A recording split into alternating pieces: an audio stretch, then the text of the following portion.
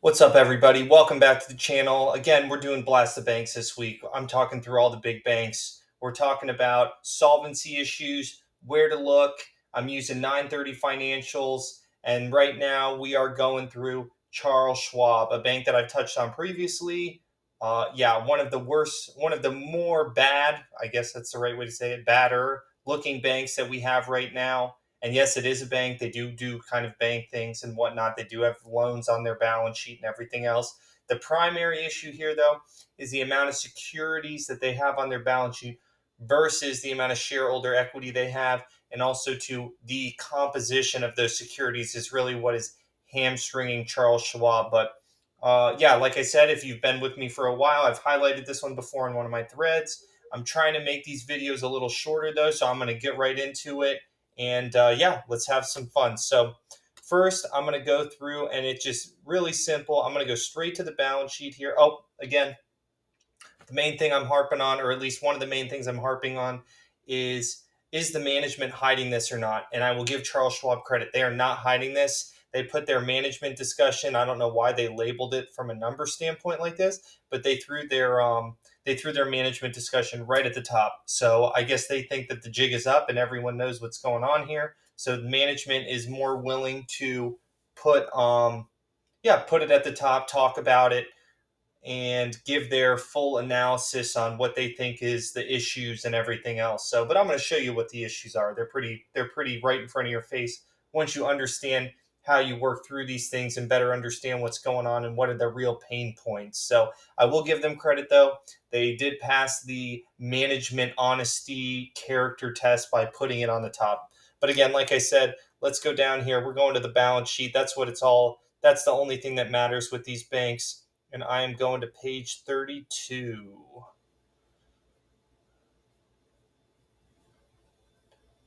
And we have arrived.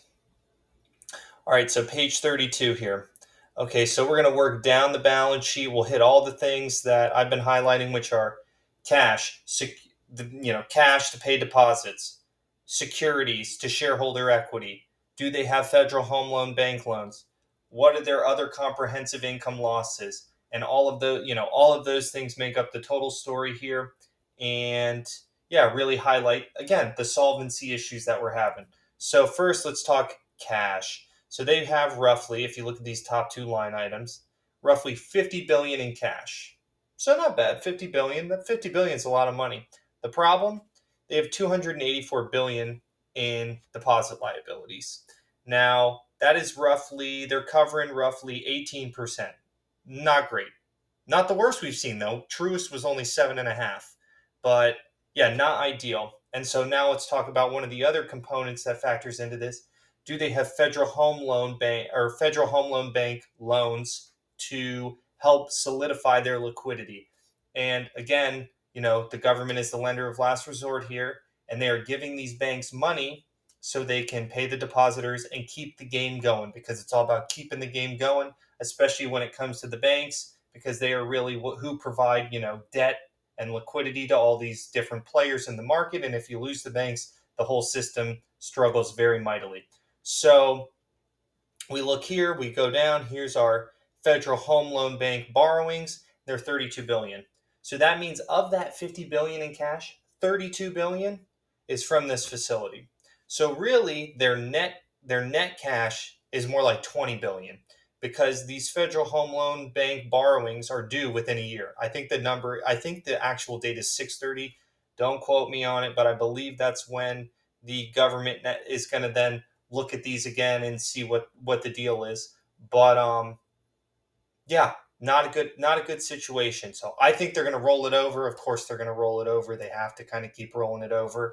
But not a good situation. That is very very out over their skis. They only have 20 billion roughly, if we're being honest here. 20 billion to pay these 284 billion in deposit liabilities. So that is not good. Not good at all. Okay, moving down. Next item to talk about, all their securities. So they have roughly $272 billion in these available for sale and held to maturity securities versus total shareholder equity of 38 billion. That's a lot. That is a ton. And based on my math and what I'm looking at, these securities only have to fall roughly 14%, and the equity of the company is completely wiped out. It's gone. And that is a very small number. And compared to Truist, I believe Truist was 50%. Those securities could still go down. So Truist had a little bit more resiliency when it came to their security portfolio compared to Charles Schwab. And yeah, 14% is not good. These securities are very, pretty heavily underwater. And again, another one of our big line items that we like to look at, other comprehensive income, $20 billion here, $21 billion.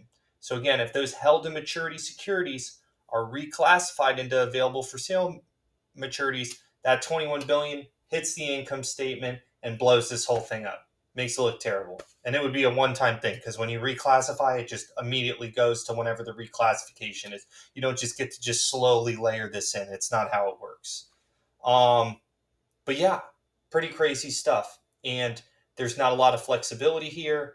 They're pretty capital strapped already, because you can tell, because they have the federal home loan banks.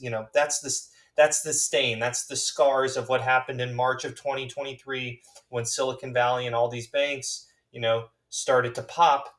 If you had those federal home loan bank loans on your balance sheet, you were one of these capital strapped banks. So so let's get into some of the other things. I did a pretty good job hitting on all the important things.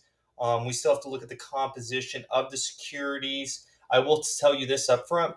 The common equity tier 1 ratio, tier 1 capital ratio is 8.2. That's the lowest on the banks I've seen thus far that I've done. Like I said in the previous video, compared to Citigroup, which is like 13.5, that is bad. That's rough. And you can see it on you can see it on the balance sheet. You can see how they're struggling. You can see how the capital, there's not enough quality collateral there in the form of loans and everything else to solidify the bank's liquidity. And you can see it in the tier 1 capital ratios. It's just it's evaporated. And so yeah, Schwab is in a very precarious situation. And I'm going to even show you more with the security composition. So to get to that, we are scrolling down to page 40. All right, now let's get down here. All right, here we are.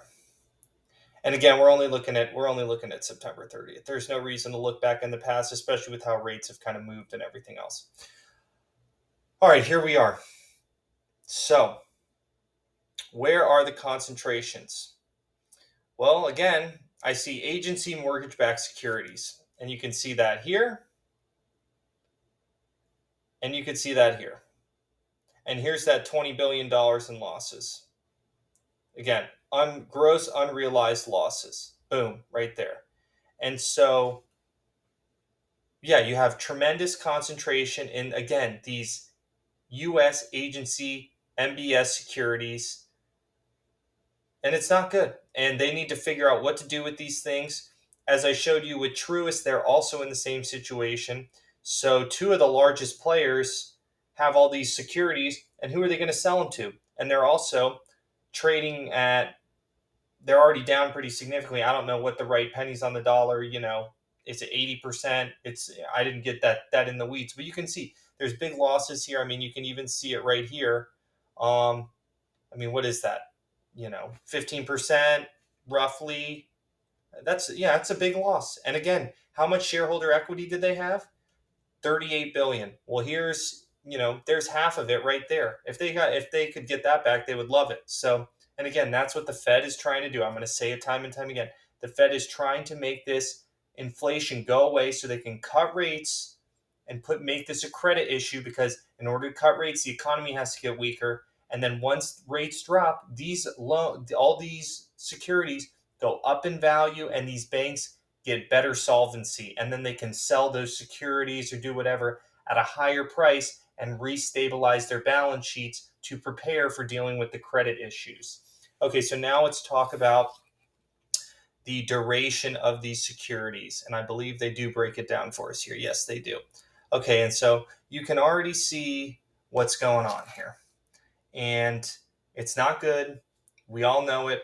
Hopefully, by 2 or 3 watches of these videos, you know exactly what I'm looking for. And I did it just based on I did everything greater than 5 years when I was looking at this, because 5 years is a pretty long time, especially if rates keep rising like this and everything else. So based on this, you have these agency mortgage-backed securities. Roughly 50 billion of these are greater than 5 years. And then if you come down here in the held to maturity, another 140 billion.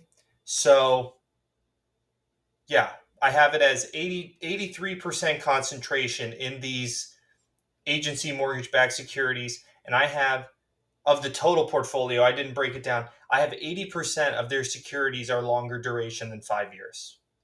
And their average security yield, which is on page 10, and I'll post this so you guys can go look all this stuff up for yourself, is 1.94%. So, I mean, all these numbers speak for themselves. So, you got to think, what was management thinking? Why were they taking all this, extra deposits, and really it was stimulus money from all these free checks that were flying around? And why did they go to the long end of the curve for an extra 30, 40 basis points? I mean, the scars are all over this. You can see who mismanaged their balance sheets and who didn't do a good job running the organization. And now, again, the people, as the government, are stepping in to save these banks from not a credit risk issue this time, but from an interest rate issue this time. And it stinks that this is the situation we're in, but it is what it is. And yeah, it's not good. So I don't really have much more to say here. I mean, I really hit on the primary marks here. Again, like I said, I'm trying to make these videos a little faster. Let me just glance real quick at my notes to make sure I'm good. I hit on all your balance sheet metrics, so that was good. They do have a small loan portfolio, 40 billion. I don't anticipate $40 billion worth of loans going bad, especially to their probably margin lines on high net worth individuals' stock portfolios.